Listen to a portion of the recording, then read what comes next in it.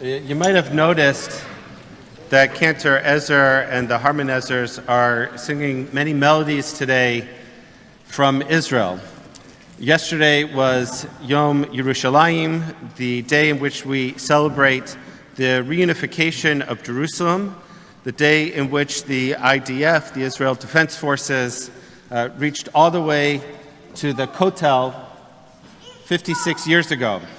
It's easy for me to remember when Yom Yerushalayim is because I'm a June 67 birthday. So my birthday and Yom Yerushalayim kind of coincide with each other. In the Shabbat announcements, if you haven't seen them yet, in the Shabbat announcements, there's a listing of the melodies and the prayers that are going to be sung or have been sung today to Israeli melodies in celebration of Yom Yerushalayim.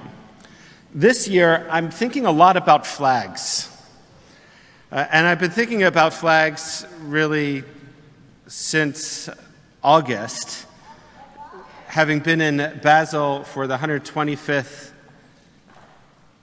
Zionist Congress, or 125th year of celebrating this first Zionist Congress in Basel. And flags especially have played a significant role in Israel in the last 19-20 weeks as this new government of Israel has been installed and attempting to govern Israel. Flags play an important role in Israel yesterday on Yom Yerushalayim. The primary celebration of Yom Yerushalayim is a flag march. It was originally designed to mark the miraculous Israeli victory of the Six-Day War and the recapture of Jerusalem and the Kotel, but in recent years, it's been marred by more extremist elements of Israeli society. The route in which the march takes place is from Damascus Gate through the Muslim quarter to the Kotel. It's designed to be intentionally provocative towards the Palestinian residents of East Jerusalem and in the Old City in particular. In addition, in recent years, this march has been impacted by terrible hate speech of those in the religious Zionist camp, especially the predominantly young teenage crowd that participates in the flag march. Just yesterday, Thursday, the words that we heard during the march included "death to Arabs," "may your village burn," which is a reference to what Smotrich said after the pogrom in Huwara, and other things that I'm not going to recite from the Bima. In addition, as one can imagine, there were scuffles between Israelis and Palestinians throughout the entire march. Fortunately, things went off relatively without serious violence. In past years, that hasn't been the case. In past years, Hamas in Gaza, for example, responded to the flag march of Yom Yerushalayim with rocket fire into Israel. That didn't happen this year. Ben Gvir, Minister of National Security, has been attending this march for years, and his presence this year as a cabinet minister gave a certain level of legitimacy to the more extremist elements of those who attended.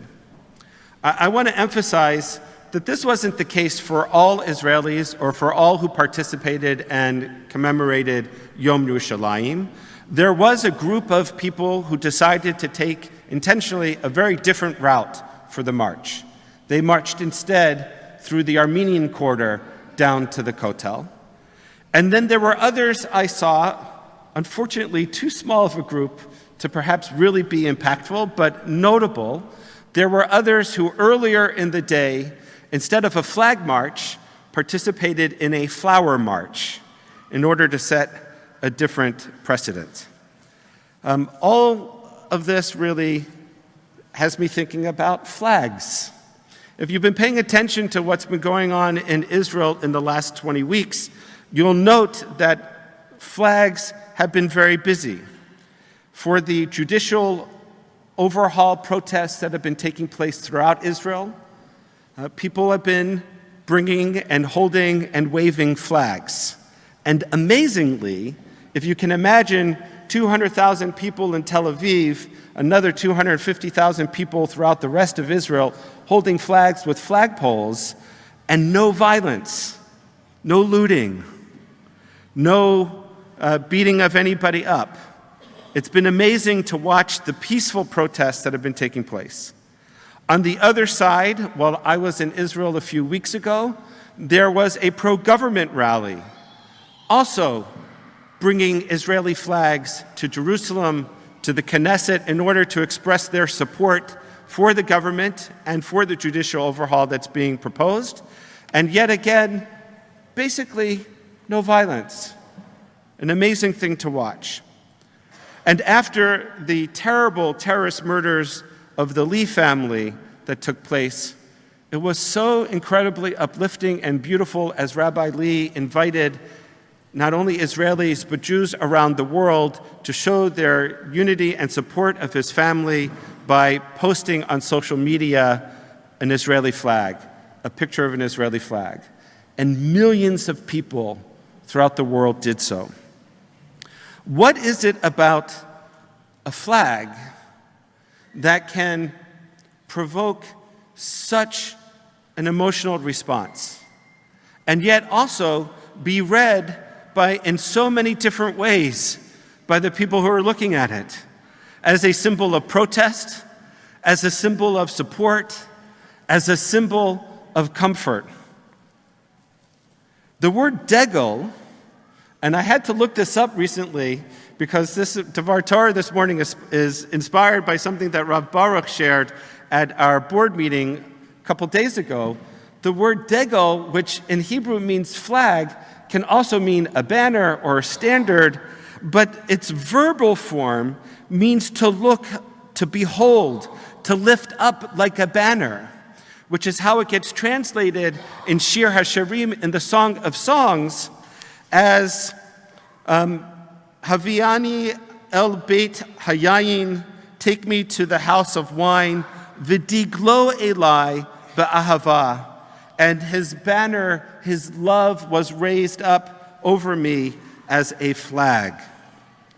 It's an interesting word, degel, by having these meanings of flag and yet to lift up and to behold.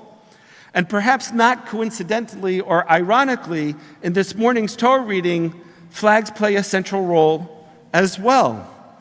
In the Parsha, in the formation of the Israelite camp in the desert, each tribe has its unique flag with colors and symbols unique to the tribe. And the arrangement of the camp is that 3 tribes come together to form a unit, almost a battalion if you're thinking about it in military terms. And each unit, each battalion of 3 tribes camps in a different section, forming a square with the Mishkan, the tabernacle, in the center. Each unit has as well a unique flag for that unit, which causes Rabbi Shmuel David Luzzatto, the Shadal, to posit that the banners, the flags, were designed to allow those who may have lost their place to find their place both physically and spiritually, and even more so, he suggests, that it prevents the Israelites from appearing as a loose band of disorganized slaves. We have to remember that just a few weeks before, these people were slaves in Egypt, and now they're camping out in the Midbar, in the wilderness, and they're preparing themselves, they're practicing for their long journey. Theodor Herzl understood Luzzatto's teaching, how flags can help people find their place. In 1897, at the First Zionist Congress, he wanted a flag that he could raise above the emerging Zionists in the Congress so that the delegates would understand where they were, who they were, and what they were doing. Something that would lift up their spirits as they were going to begin with what at the time seemed like a crazy notion of establishing a Jewish state in Eretz Israel, in the land of Israel. His first thought of a flag for the Congress was a flag with a white background and 7 gold stars. The white would represent renewal, and the 7 gold stars would represent the days of the week. This flag was rejected by the leadership of the Zionist Congress.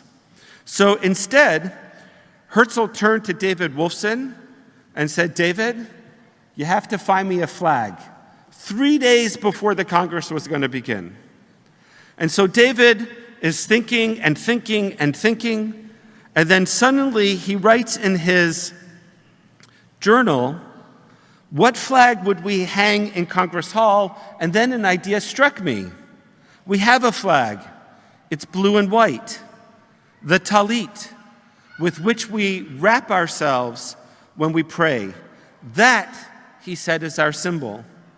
Let us take the talit, he writes, from its bag and unroll it before the eyes of Israel and the eyes of all nations. So, David wrote, I ordered a blue and white flag with the shield of David, the Magen David, painted in its center. That flag right over there. Now, Herzl and most of the people that were at the Congress were secular. They understood the talit as a symbol of the Jewish people, but when they looked at it, they didn't necessarily identify fully with its religious symbolism. What makes a talit is not the fabric or the blue stripes of the Leviim, but rather it's the tzitzit, the fringes on the end that we recite in the 3rd paragraph of the Shema. When we wrap ourselves in the talit, we wrap ourselves in the tzitzit, representing the mitzvot, the commandments that God has revealed through us through the Torah, which we will celebrate that revelation Thursday, Friday, and Shabbat of this week with Shavuot. The mitzvot are designed to prevent us from straying from the core values of the Jewish people. And it dawned on me as I was thinking about the flag and Yom Yerushalayim that perhaps we need to reclaim an element of the original symbolism of the flag of the State of Israel. The flag means and represents certainly the state, as part of the community of nations around the world. But one of the reasons why we in the diaspora place the Israeli flag in our sanctuaries, on our bimot, opposite the flag of our home country, is because the flag for us means something more than just the nation state of the State of Israel. It is a reminder of the talit, a reminder of the mitzvot, a reminder of the commandments, the essential values of our people that should help prevent us from going astray in extremist ways, either to the left or to the right, where we forget about the central humanity of all people being made in the image and likeness of God. There's a midrash that I think is relevant for this message as well, a universal message of the importance of respecting all humanity, no matter where they live or what they do, even when, and perhaps especially when we disagree with them. The midrash asks, why is it that Torah was delivered Bamidbar, in the wilderness, and not in Eretz Israel, in the land of Israel itself? And the answer that the Midrash gives is so that the Israelites would not be able to say to the other nations of the world, you have no share in the Torah. But now that it was given in the wilderness, publicly and openly, in a place that is free for all, says the Midrash, everyone wishing to accept it could come and accept it. The Torah, according to this Midrash, was not intended to be exclusive just to the Jewish people. It has certain universal values that apply to others, which is why in Western civilization we talk about Judeo-Christian values. Because those values within the Torah and within the New Testament, there's a shared core delivered at Sinai in the wilderness that applies to all and not just to the particular. This, I think, is an important lesson, because we have to remember, even though we believe, and I certainly believe, that we have a moral, legal, legitimate claim to be in Israel, to develop Israel, to maintain Israel, to develop and to protect Israel as the nation state of the Jewish people, as a Jewish and democratic state, that doesn't mean that we are able to or should ignore the fact that there are other people that have been living there too and continue to live there. And when we use the flag as a symbol of oppression and of particularism to the exclusion of others, we're forgetting that it comes ultimately in our tradition from the talit, from the symbol of the mitzvot of our tradition, of the values that we profess. And those values only become important when they're challenged, as all values only become important when they're challenged. We're living at a moment of great challenge. When we look at the flag, we should be reminded of the talit, we should be reminded of the tzitzit, and hopefully that reminder will keep us centered and balanced in the way in which we address the challenges that face us today. And then, as Shir HaShirim says to us, Haviani el Beit Hayayin, we should be able to be brought into the house of the vineyard, V'diglo alai bi'ahava, and look upon the flag and what it represents, ba'ahava, with love. Shabbat Shalom.